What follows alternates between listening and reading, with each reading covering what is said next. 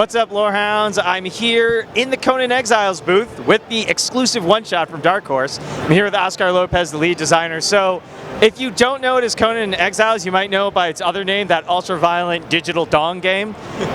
You guys have actually gotten a lot of press, not only for that, but just that it's a really fun experience in the sandbox world. So, I hear, a little birdie tells me, you guys are looking to expand it. How much larger are you guys going to make it in the near future?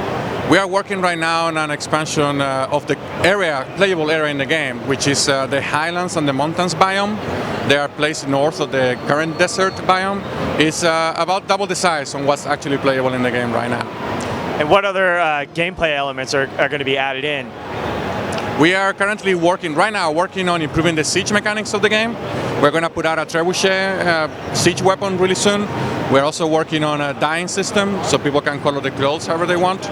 And down the line, throughout the whole early access period, we're going to also work on implement a sorcery system where people can use the corruption mechanic in the game to apply to the great dark arts. And so, corruption dark arts, is it double-sided, like a two-sided sword? Because it's not always good.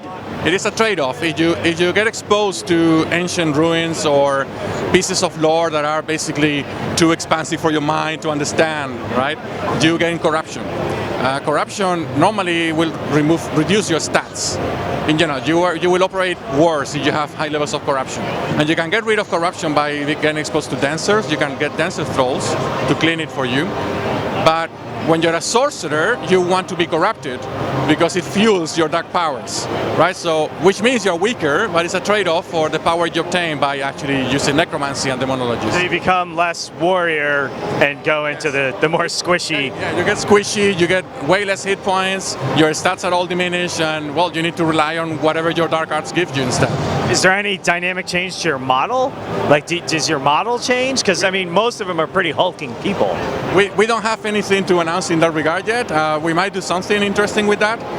We do want to do things like corrupted weapons, for example, that you can carry that have visuals on them that corrupt you for using them, but also the other people that is around them, right? So we might do something in that regard. We don't have any plans to talk about yet, though.